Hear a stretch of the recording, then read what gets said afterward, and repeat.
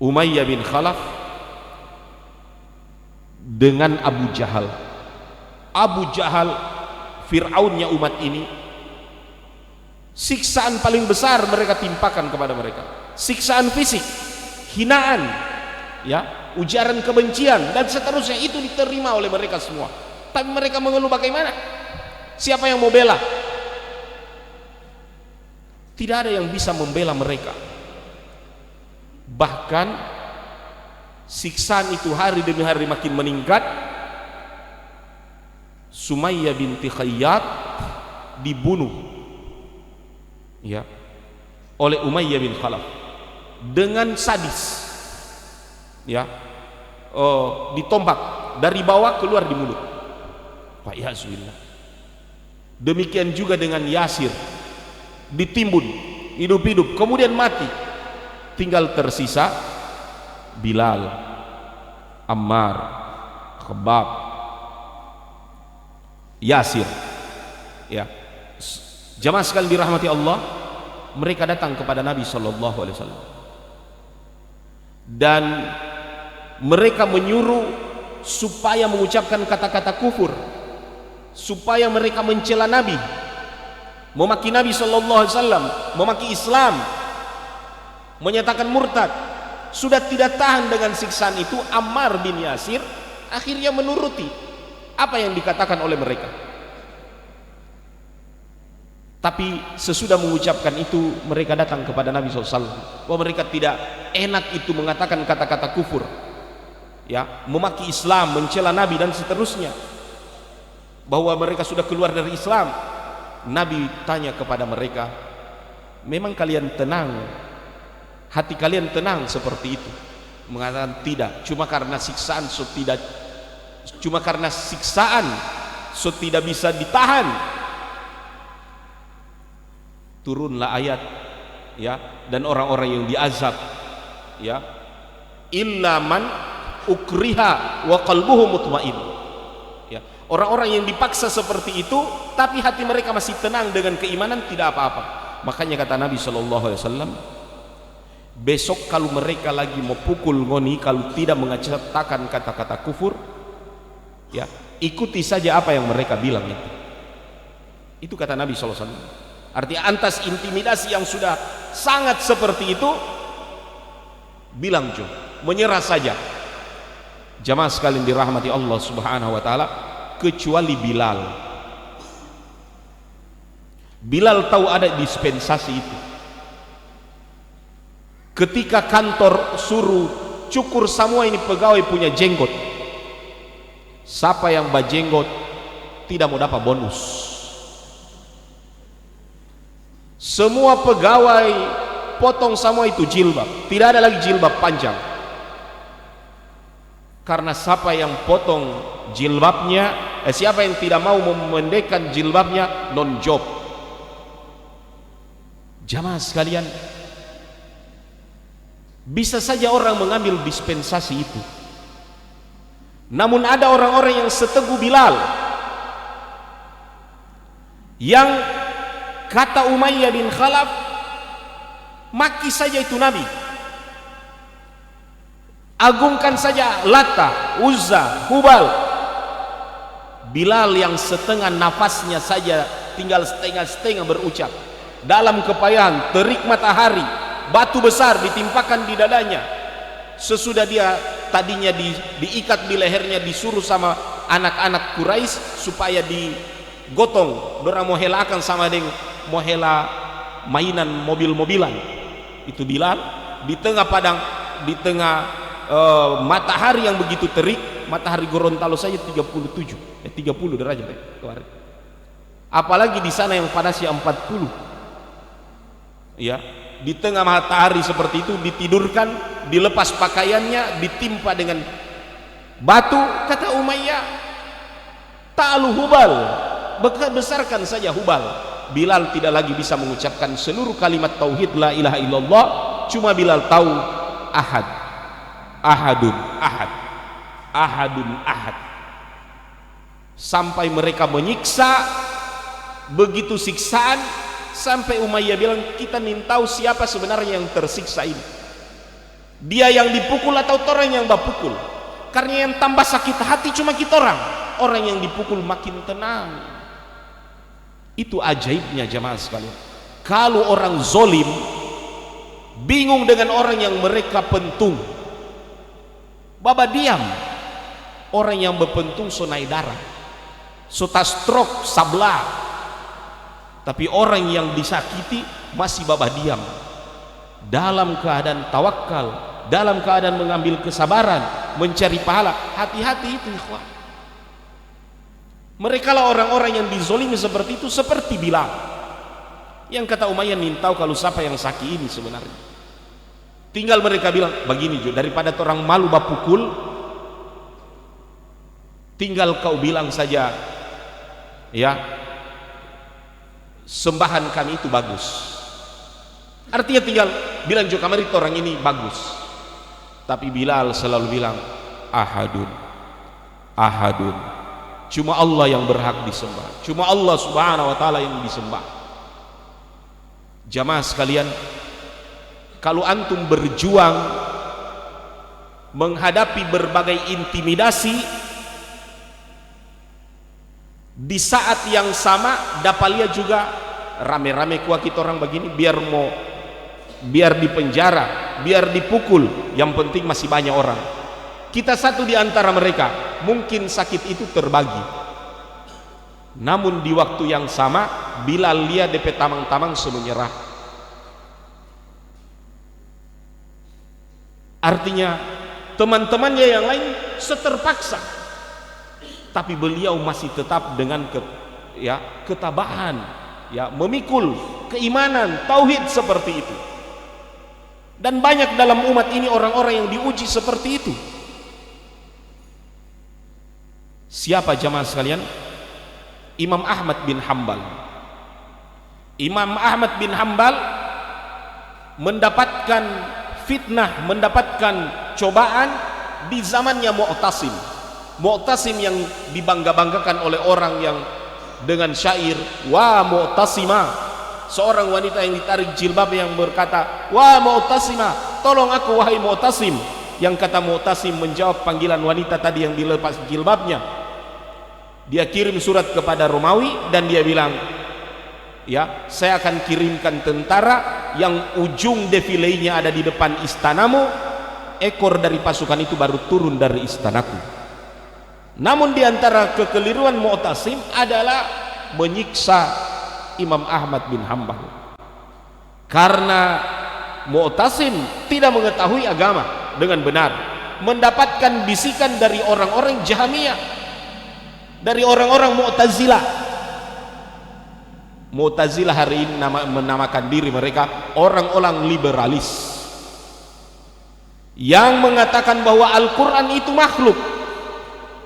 Orang-orang liberalis yang sampai hari ini kata-kata mereka diulang di universitas-universitas yang mengatakan Al-Quran itu produk budaya, bukan wahyu.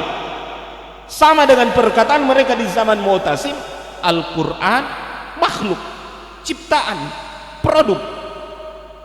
Tapi Imam Ahmad mengatakan Al-Quran bukan makhluk, Al-Quran bukan produk budaya, Al-Quran kalamullah, perkataan Allah, wahyu, dia bukan makhluk. Semua ulama sudah diintimidasi, sudah dipenjara, sudah disiksa, dan mereka semua sudah mengambil rukhsah. Illa man ukriha wa qalbuhu mutmainnah, karena dalam Al-Quran ada ayat, kalau sudah tahan siksaan tidak apa-apa, bilang joh, yang penting hati itu masih mengakui. Fadzalika adhaful iman, kata Nabi SAW, itu selemah-lemahnya iman itu. Man ra'a minkum mungkaran, siapa yang melihat kemungkaran, falyughayyir biyadi, rubahlah dengan tanganmu. Fa in lam tastati fa bi lisani, kalau tidak mampu dengan mulut, kalau tidak mampu cukup dengan hati, bahwa itu tidak betul. Walaupun mungkin terampai lidah bilang tadi lain, tapi terampai hati masih tenang katanya. Tapi Nabi bilang fadzalika dhaful iman, itu selemah-lemahnya iman. Semua ulama sudah berkata, tinggal Imam Ahmad bin Hambal. Mereka datangi beliau, Imam Ahmad sudah dipukuli, sudah dipenjara, sudah diintimidasi, sudah lapar, sudah semuanya, bahkan penjara di bawah tanah. Terakhir kali dia datangi Imam Ahmad, dan semua orang tinggal tunggu apa fatwa beliau, karena semua orang yang diulamakan, diagungkan, sudah mengatakan Al-Quran makhluk, Al-Quran produk budaya. Dan orang-orang liberal selalu mengambil, bertawassul dengan kekuasaan supaya menindas orang-orang yang teguh ahlus sunnah itu. Di setiap zaman dan tempat selalu menuduhkan radikal, selalu menimpakan gelar-gelar kepada orang-orang yang teguh pendiriannya. Termasuk Imam Ahmad bin Hambal menghadapi persoalan seperti itu, khalqul Quran. Maka Imam Ahmad di penjaranya tiba-tiba memanggil kepada orang-orang yang suruh dia supaya tanda tangani jo, bilang jo kamari ini Al-Quran makhluk. Kata Imam Ahmad, sebentar, ke sini. Dari balik jendela jeruji dia bilang pak orang-orang yang basuruh, dan yang basuruh juga ini ada sebagian orang-orang yang memang mengetahui ilmu, alim dan seterusnya, tukang babuju. Imam Ahmad bilang, ta'al, ke sini. Kalian lihat sana, di luar sana para tulabul ilmi, para penuntut ilmu agama, anak-anak muda yang gemar menuntut ilmu agama, menghadiri majelis. Sobabares di luar sana tinggal mau tunggu apa imam mau bilang, dan mereka akan tulis apa Al-Quran makhluk atau kalamullah. Kata Imam Ahmad, lihat semua dorang tinggal mau tunggu apa yang kita mau bilang, apa dia makhluk atau dia wahyu.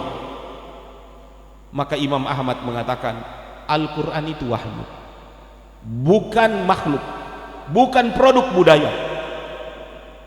Menantang orang-orang liberalis di zaman itu. Akhirnya penjara pun bertambah kepadanya. Tapi beliau bersabar, seperti kesabaran Bilal. Seperti kesabaran Bilal. Maka ketika berganti kekuasaan, berganti kepada Al-Wathiq Billah, sesudah Mu'tasim lengser, datang Wathiq Billah, akhirnya Imam Ahmad keluar dari penjara tersebut, harga beliau lebih mahal daripada emas. Antum tahu emas? Kalau dia bercampur batu, bercampur lumpur, bercampur perak, bagaimana supaya emas itu jadi murni? Harus dipanaskan, harus ditempa, harus diayak, ditangkap dengan air keras, dibakar. Dorang bilang ini emas murni. Maka orang-orang yang teguh terhadap kebenaran harus melalui penyucian yang tidak ringan, seperti penyucian yang dilewati oleh Imam Ahmad bin Hambal, dan itu terjadi kepada Bilal bin Rabah radhiyallahu anhu, dengan siksaan yang begitu berat, begitu besar kepada Bilal lewat Nabi sallallahu alaihi wasallam. Tapi Nabi tidak bisa apa-apa. Nabi cuma berbisik kepada Yasir, kepada Ammar. Nabi cuma bilang, sabran fa inna mau'idukumul jannah. Sabar saja, sesungguhnya tempat kembali kalian ini surga. Mendengar kata-kata itu mereka, ya Allah, biar Jo, tidak lama mbak sabar akan ini, karena lama yang kita akan nikmati yaitu surga. Bilal radhiyallahu anhu jamaah sekalian diazab seperti itu. Maka sepulang Nabi SAW melihat siksaan yang begitu besar pada Bilal, Rasulullah temui Abu Bakar, dan Rasulullah sebut kepada Abu Bakar, kata Rasulullah, ya, fa inna Bilal yu'adzab. Artinya kalau orang pakai bahasa, kasihan itu Bilal, setengah mati sekali dia disiksa. Ungkapan Nabi SAW mengatakan kasihan Bilal, diazab berat itu Bilal kepada Abu Bakar, artinya dipahami bahasa itu oleh Abu Bakar. Kan Abu Bakar orang yang punya harta banyak, sanggup beli dia untuk bebaskan. Abu Bakar orang yang mampu untuk membebaskan dia dari azab. Orang banyak doi. Dan kadang seperti itu, bil isyarati yafhamul labib, yafhamul labibul isyarah. Pepatah bahasa Arab, sebenarnya terhadap orang berakal tidak perlu pakai dalil, cukup pakai isyarat dia so paham. Jadi tidak usah bertanya apa DP dalil, tidak boleh kasih babunyi petasan. Iya, cukup merenungkan dan pakai akal, ini isyaratnya nih, boleh ini. Iya kan? Ajib, panggilan Bilal itu tidak pernah berhenti selama dunia ini masih berputar. Maka azan yang pernah Bilal kumandakan tersebut, estafet setiap detik, setiap menitnya para tukang azan ya bersahut-sahutan menyambut keutamaan tersebut, termasuk itu azan. Ya, kan azan 24 jam tidak berhenti. Kita di Gorontalo sekarang azan Isya, orang-orang di Sumatera baru selesai azan maghrib, iya kan? Nanti sebentar lagi mereka akan mulai azan Isya. Orang-orang di India mulai azan, ya. Orang-orang di India sekarang dorang baru azan asar, ya. Orang-orang di Saudi atau dekat sana Mesir dan seterusnya baru mau azan zuhur, ya. Bahkan ya orang-orang di sekitar benua Amerika dan seterusnya mereka baru ada mau azan subuh, ya. Jadi subuh, zuhur, asar, maghrib, isya tidak habis-habis. Panggilan ya nya Bilal, ya, panggilan untuk taat kepada Allah Subhanahu wa taala. Kembali lagi kepada Bilal bin Rabah radhiyallahu anhu. Maka dalam hidup ini kadangkala kita mendapat cobaan. Orang lain berguguran mengambil rukhsah, kan hatta makanan yang haram boleh memakan, illa matturirtum, kalau memang darurat. Seorang sahabat Nabi SAW di zaman Khalifah Umar bin Khattab radhiyallahu anhu pernah ditawan oleh Romawi, sahabat Nabi, dan dia ditawan tidak dikasih makan, lapar, 2-3 hari begitu. Bagaimana laparnya? Dalam keadaan lapar seperti itu dihidangkan makanan dan minuman yang haram, minumannya khamar, makanannya bangkai babi. Tapi sahabat ini teguh, tidak mau makan. Dia tahan terus. Sotako ini penjaga penjara mengatakan kepada kaisarnya, nanti mau mati dia tidak makan. Akhirnya dipanggil, kenapa kau tidak makan? Padahal dalam agamamu boleh darurat. Dia bilang ya, tapi aku tetap teguh untuk menahan diri dari menyentuh hal yang haram. Kemudian kaisar tersebut memanaskan minyak yang mendidih, bergelombang itu minyak saking panasnya, ya. Disuruh mereka murtad, disuruh mereka kerjasama berkhianat kepada kaum muslimin, kepada Umar bin Khattab, tapi ini ya mereka tetap teguh. 2 di antara mereka langsung digoreng, keluar tulang dari dagingnya dan seterusnya. Sahabat Nabi SAW ini tetap teguh, ya. Sahabat Nabi SAW ini dilihat oleh kaisar, dia menangis. Dapalia itu dapat tamang-tamang ada goreng, digoreng, menangis sehingga kata kaisar, kenapa dia so menangis, so takut dia. Coba panggil, kenapa engkau mulai menangis? Mulaikah engkau ya sudah bisa diajak kerjasama dan seterusnya. Dia bilang, saya tadi menangis melihat teman-temanku yang terpanggang seperti itu. Yang kutangisi apa? Aku berdoa kepada Allah, seandainya kita penyawa ini ada 100 kali aku digoreng seperti itu, demi untuk mempertahankan prinsip yang aku pegang. Dia bilang, karena sedikit lagi aku bakal digoreng begitu, semua mati. Seandainya masih bisa hidup dan 100 kali dibuat begitu. Makanya ini yang ditanya kepada Bilal bin Rabah, semua orang semenyerah dengan azabnya Umayyah. Apa yang membuatmu tenang? Apa rahasia engkau itu begitu kabal dengan azab, dengan siksaan? Dan ini rahasianya, ikhwan. Anda mau kasih tahu atau tidak? Kata Bilal, setiap kali siksaan itu datang kepadaku, aku campur dengan manisnya iman. Dan karena iman itu terlalu manis, makanya azab itu jadi tawar. Jadi jamaah sekalian, setiap kali hal yang susah kita menahan dari riba, tapi kita rasa saya masih ada iman. Manisnya iman itulah yang akan menawarkan azab dan susahnya penderitaan dalam hidup itu. Dan itulah yang dialami oleh sahabat Nabi tadi. Tiap kali lihat itu teman-temanku dieksekusi seperti itu, dia bilang, seandainya kita penyawa ini 100 kali ngone mau bekeng begitu. Makanya kata Kaisar, aku tinggal minta satu permintaan kepadamu, kalau boleh tolong engkau cium kita petesta,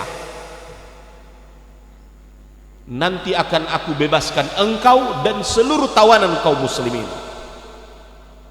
Maka sahabat Nabi itu pergi cium testanya ini Kaisar, karena dia mau artinya dia bebas dan kaum muslimin semua bebas. Akhirnya dibebaskan kaum muslimin, pulang ke Madinah, diceritakan pada Umar. Umar mendengar kisah itu. Selesai itu Umar datang cium testanya ini sahabat ini, dan Umar suruh semua orang pergi cium DP testa, dan semua kaum muslimin, karena ini orang teguh di dalam prinsip, ya, di dalam mempertahankan keimanan. Dan itu yang dialami oleh Bilal radhiyallahu anhu. Kata Bilal, tiap kali pahitnya, beratnya azab cobaan tersebut hidup, selalu aku bayangkan manisnya iman. Sama dengan orang berpuasa, lapar, haus, tapi kalau kita ingat bagaimana pahala bagi orang yang berpuasa, lisaimi farhatan, maka jangan bersedih di dunia ini. Biar setengah mati, yang penting kita teguh di atas agama ini. Tidak lama, sabar itu ada saatnya, ya, kelegaan itu datang, ya, yaitu akhirat. Jamaah sekalian dirahmati Allah, akhirnya Abu Bakar datang. Artinya Abu Bakar paham kata Nabi SAW itu. Abu Bakar memiliki harta, dia datang kepada Umayyah. Kata Abu Bakar kepada Umayyah, itu budak cuma mau dijaga siksa, kenapa tidak jual saja? Kalau mau pasti upah dia, jual jo. Kata Umayyah, ya, saya akan menjualnya. Kata Abu Bakar, berapa DP harga? Dia bilang, kita cuma mau jual murah, cuma 5 perak. 5 perak jamaah sekalian, itu harga yang paling rendah, harga yang paling kurang. Dia bilang, kita cuma mau jual dia 5 perak. Artinya kalau antum memiliki benda yang tidak DP harga, biar tidak dihargai pun antum mau kasih. Bisa dipahami? Tapi karena ini Umayyah ini juga pedagang yang tamak, orang yang DP mata doi, kelopak matanya itu koin. Makanya jamaah sekalian, hatta yang dia tidak perlu masih pun dia mau hargai. Dia bilang, saya cuma mau jual dia 5 perak saja, 5 keping perak. Kata Abu Bakar, ya, saya beli. Sesudah transaksi itu jadi, kata Umayyah, sebenarnya kok biar ngana cuma ada bayar 1 perak, kita mau kasih pada dia, sunian dah harga. Apa kata Abu Bakar? Seandainya juga kau jual dia 100 perak, 100 keping perak, kita pasti beli dia, ya, karena dia mahal dan ente murah. Bisa ditangkap kata-kata Abu Bakar? Iya, artinya ini orang mata duitan. Ketika dia mau merendahkan Bilal dengan nilai yang rendah, dia bilang, biar cuma nggak jual 1.000 perak tidak apa-apa, 1 rupiah tidak apa-apa. Kata Abu Bakar, biar ente jual 100, kita tetap beli, dia mahal sedangkan ente murah. Jamaah sekalian, akhirnya dibeli oleh Abu Bakar Bilal radhiyallahu anhu. Begitu dibeli, langsung dia merdekakan. Orang-orang yang tidak suka terhadap dakwah bully. Dia bilang Abu Bakar itu memang sengaja dia beli itu Bilal, karena Bilal itu kalau dia semerdeka, hubungan antara orang yang dimerdekakan dengan bekas budak itu adalah hubungan wala. Apa itu hubungan wala? Kalau dia mati, warisannya itu datang kepada orang yang memerdekakan, atau paling tidak loyalitas dan terus. Karena al-wala liman a'taq, loyalitas itu kepada orang yang memerdekakan kita. Dia bilang karena Abu Bakar itu perlu itu Bilal, ada keperluannya. Jamaah sekalian dirahmati Allah, itu dinafikan oleh Allah. Oleh Allah Subhanahu wa taala, qad aflaha man zakkaha. Kata Allah taala, beruntung orang-orang yang zakkaha, yaitu memanfaatkan uang untuk membeli mereka. Bapaknya Abu Bakar sempat bilang sama Abu Bakar, kalau beli orang lia-lia kuat. Artinya kalau beli orang, artinya seperti pemain bola, kalau mau transfer orang, mau bayar orang, lihat juga orang yang cetak gol. Bisa dipahami? Kalau mau beli orang, lia-lia kuat. DP papa bilang. Kata Abu Bakar, saya bukan mau lihat DP orang supaya mau balik modal, tapi innama yutibu liwajhillah, untuk Allah Subhanahu wa taala semua ini. Makanya Allah puji Abu Bakar, qad aflaha man zakkaha. Abu Bakar, engkau beruntung, walaupun orang lihat kamu itu rugi, cuma beli Bilal. Jamaah sekalian, makanya Bilal merdeka. Dan saat Nabi SAW hijrah ke Madinah, Bilal pun hijrah. Ketika datang perintah untuk azan, karena ada dua orang yang mimpi yang sama, termasuk Umar bin Khattab mimpi azan tersebut, kata Rasulullah, panggil Bilal, ajarkan sama Bilal. Kenapa Nabi pilih Bilal? Untuk diajarkan kalimat panggilan tauhid Allahu Akbar ini. Sebab dialah orangnya di tengah-tengah himpitan yang luar biasa, orang yang tetap teguh mendirikan, meninggikan kalimat la ilaha illallah ahadun ahad, Bilal. Maka saat kalimat ini turun untuk dibesarkan, turun untuk dikumandangkan, Rasulullah tidak pilih orang lain, so dia DP ahli. Jadi syiar ahadun ahad, syiar Allah Ta'ala, syiar tauhid, so Bilal DP orang, cuma dia yang paling berhak. Maka Bilal lah yang memanggil orang setiap kali sholat. Begitu juga waktu Makkah. Makkah dikuasai oleh kaum muslimin. Nabi hancurkan semua patung-patung di sekitar Ka'bah, termasuk patungnya Nabi Ibrahim. Patung Ibrahim dorang bikin lagi ada bapana main judi. Kata Rasulullah SAW, so apa yang dorang bikin? Nabi dorang bikin patung lagi main judi. Keterlaluan sekali itu Quraisy. Ya, makana Yahudian wala Nasraniya. Dia Ibrahim itu bukan Yahudi, bukan Nasrani. Ya, wa makana minal musyrikin, bukan termasuk orang musyrik. Walakin hanifan muslimah, tapi dia orang yang hanif, muslim. Nabi suruh hancurkan itu patung Ibrahim itu yang lagi mengundi panah. Ya, artinya berjudi dengan panah itu. Jamaah sekalian, kemudian apa kata Nabi SAW? Ketika Nabi naik ke atas Ka'bah, Nabi ajak Bilal, dan Nabi bilang sama Bilal, panjat kamar itu Ka'bah, kau naik di atasnya. Bilal bilang tidak ada tangga, tapi Nabi bilang naik ke atas, maka dia bergelantungan di kiswah Ka'bah sampai naik ke atas. Jamaah sekalian, waktu itu Ikrimah bin Abu Jahal belum masuk Islam. Kata Ikrimah, dia bilang, beruntung kita papa so mati. Itu waktu itu Ikrimah bin Abu Jahal, anak Abu Jahal belum masuk Islam, tapi dia bilang, aduh, syukur-syukur somati kita papa. Nian dada palia bagaimana itu budak yang dulu hina sekarang naik di atas Ka'bah. Artinya bangunan yang disucikan oleh Quraisy diagungkan, tidak boleh sembarang. Bilal itu hatta mau pinggir di Ka'bah tidak boleh posisinya. Sekarang dia panjat dan naik di atas. Kemudian diagungkan, Allahu Akbar, Allahu Akbar. Maka orang Quraisy cuma mengintip, dia bilang, ini orang yang kami hinakan sepanjang hidupnya, bersama Muhammad mereka terusir, sekarang mereka kembali, dan dengan suara yang lantang, pasar-pasar mulu di sini orang panggil orang ba'azan. Jamaah sekalian, jadi agama ini yang membuat antum besar, agama inilah yang membuat antum aziz. Inilah ayat Allah Ta'ala kepada manusia lewat Bilal. manusia hina bisa Allah muliakan. Muliakan dengan apa? Muliakan dengan agama. Makanya hatta Umar bin Khattab mengatakan, nahnu kaum, kita ini orang yang Allah muliakan dengan Quran. Fa idza taraknahu adzallana. Quran ini kalau kita orang mau tinggal, Allah mau kasih hina orang. Jadi kalau mau hidup mulia, mulialah dengan agama, mulialah dengan Al-Quran. Seperti ini Bilal, kulit Al-Quran ini kulit sapi, jadi pembungkus mushaf, tapi tiap kali orang lihat, orang peluk, orang cium. Sedangkan kulit sapi yang lain jadi kulit beduk, tidak ada orang dapalnya kecuali orang mau suka tumbuh. Yang lain dari kulit tam-tam, tidak ada orang dapalnya kecuali orang mau tampeleng. Maka jangan salah ambil teman, ambillah Al-Quran, ambillah Islam. Allah muliakan antum sebagaimana Allah telah memuliakan Bilal bin Rabah radhiyallahu anhu. Jamaah sekalian, kekasih kita Nabi sallallahu alaihi wasallam itu pergi, wafat, dan Bilal pun bersedih. Datang waktu sholat, orang tunggu-tunggu, mana Bilal tidak mau azan, mana orang belum azan, dia lupa. Ternyata orang datang tanya sama Bilal, kenapa tidak azan?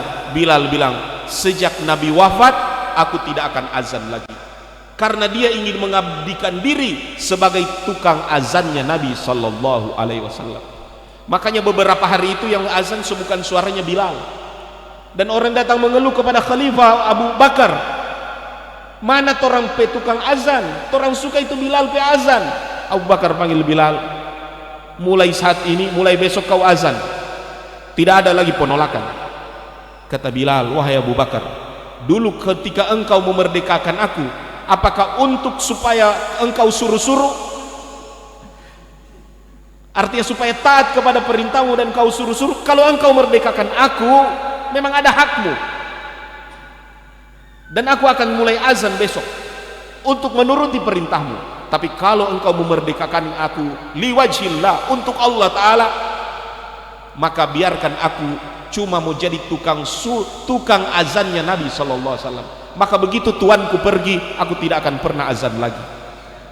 Itu yang ingin dipilih oleh Bilal. Dia ingin jadi tukang azannya Nabi, karena kalau dia mau azan terus, berarti orang bilang cuma tukang azannya masjid.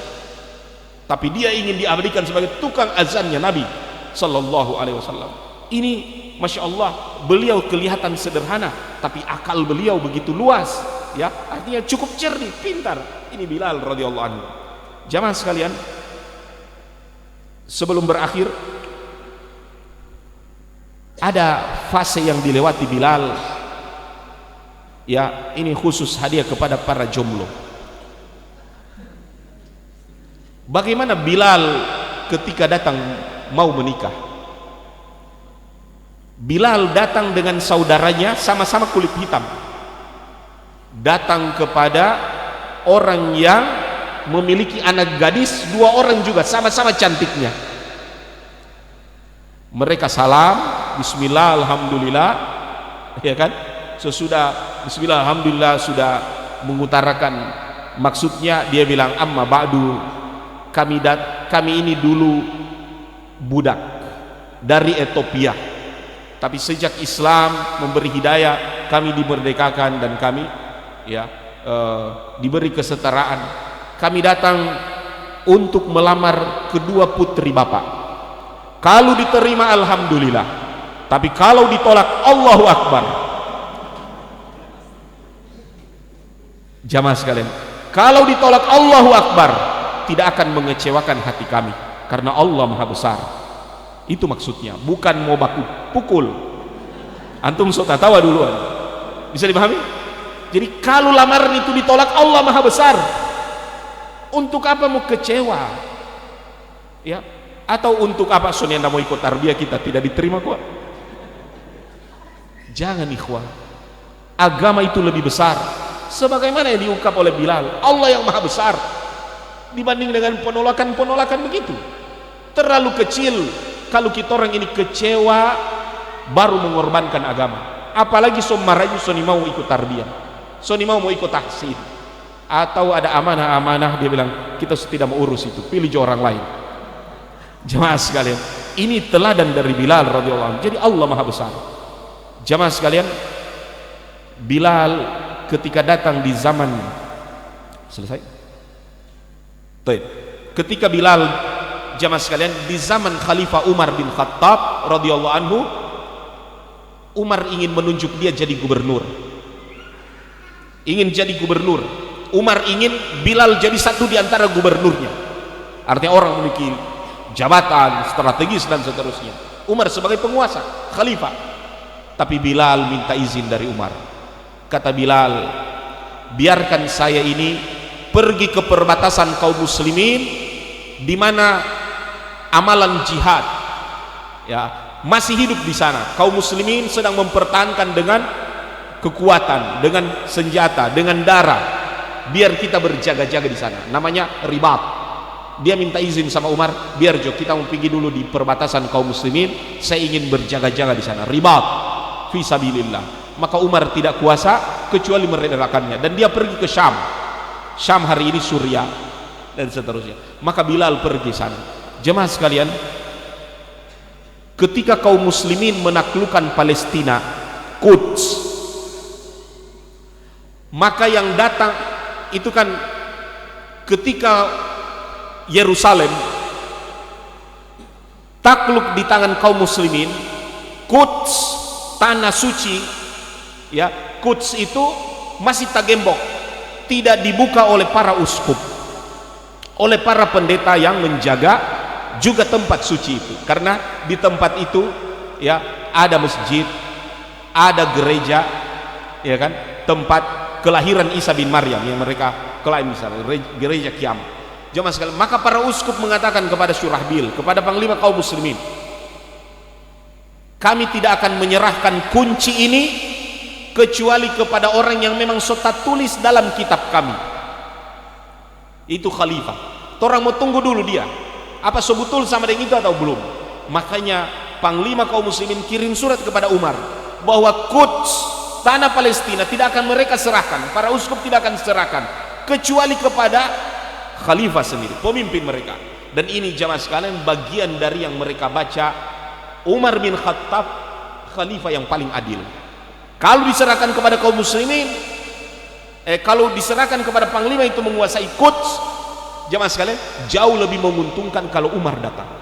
Makanya jamaah sekalian, Umar datang ke Palestina untuk menerima kunci, menerima penyerahan kota ya Quds atau Yerusalem itu ke tangan kaum muslim, di tangan Umar. Makanya dalam kisah, Umar datang dari Madinah ditemani oleh budaknya, cuma menunggangi satu kendaraan ya, kuda, gantian dorang naik ya.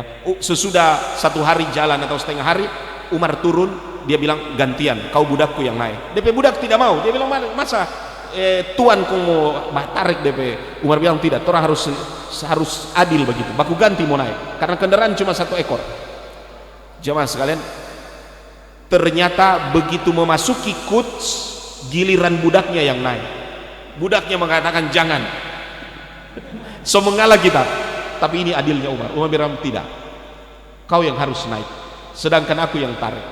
Makanya ketika masuk Quds, kota Palestina, jemaah sekalian, Umar yang tarik itu bigal, yang tarik itu kendaraan, budaknya yang di atas, sedangkan dia yang bertarik.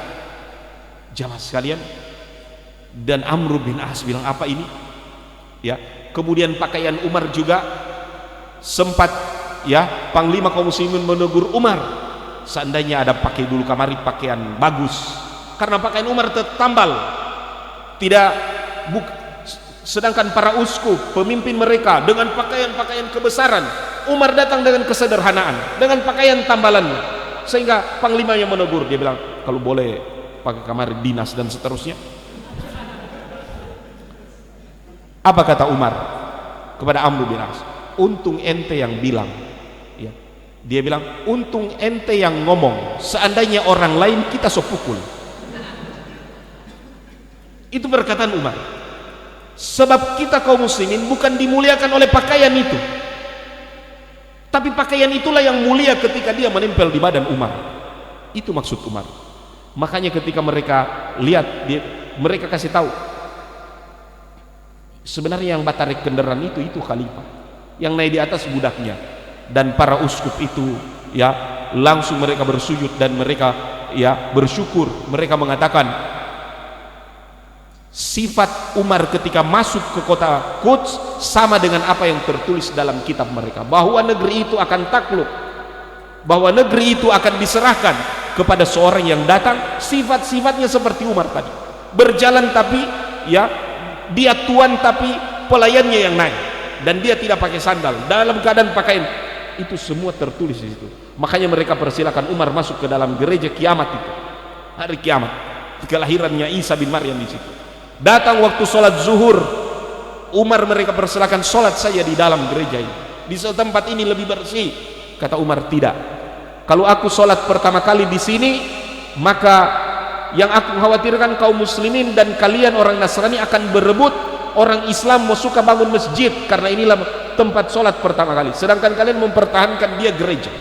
Makanya Umar minta biar aku sholat di pelataran sana, dan memang tempat pelataran itu berdiri masjid Umar.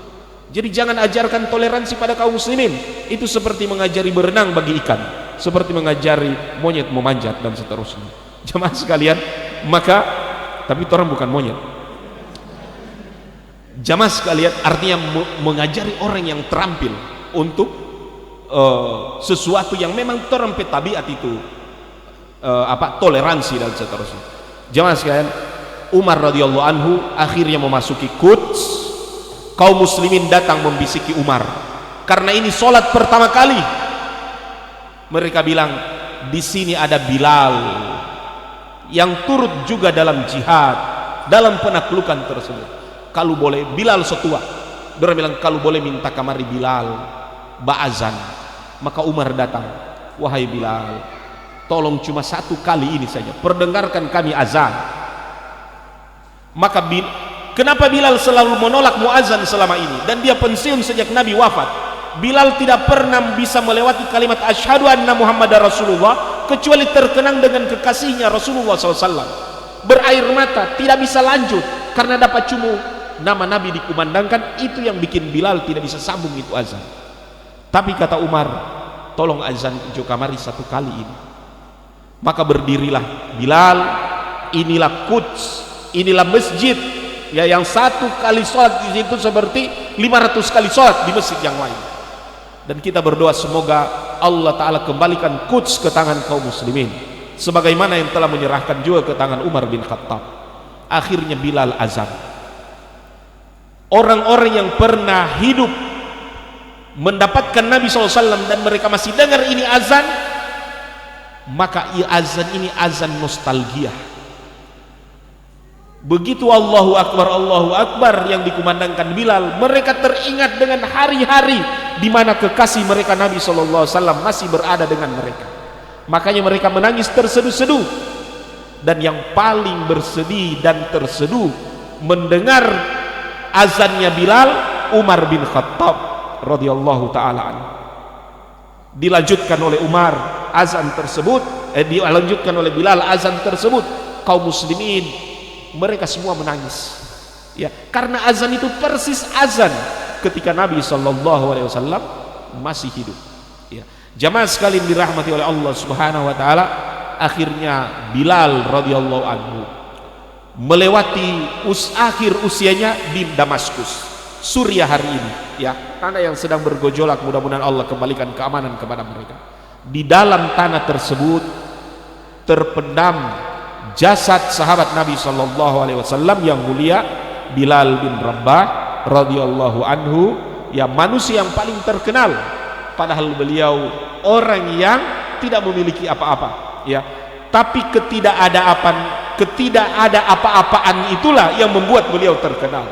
Orang mungkin sanksi dengan kulitnya hitam, tapi tentang kulitnya yang hitam itulah yang membuat beliau unik di antara semua yang lain. Orang mungkin mengandalkan jabatan, pangkat yang tinggi, menghindari kerendahan. Justru kerendahan itulah yang membuat dia mulia ya. Dan kata Bilal, jangan puji aku, sesungguhnya aku ini dulunya budak, aku cuma Habasyi ya, dan seterusnya. Mudah-mudahan menjadi teladan bagi kita sekalian.